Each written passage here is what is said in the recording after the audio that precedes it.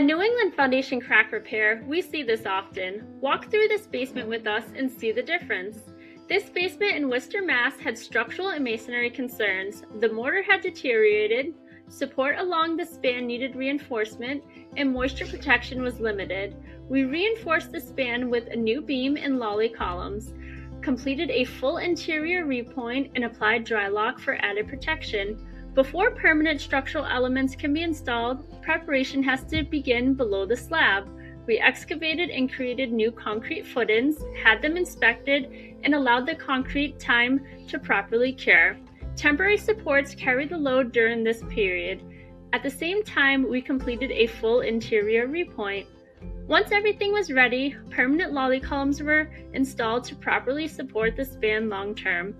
With the structure reinforced, we applied DryLok to help protect the walls against future moisture intrusion. This is the difference between covering up and correcting it. If you're seeing signs of foundation or structural issues, schedule a professional evaluation before it gets worse. Call 833-NE-CRACK, that's 833-632-7225, or visit newenglandfoundationcrackrepair.com.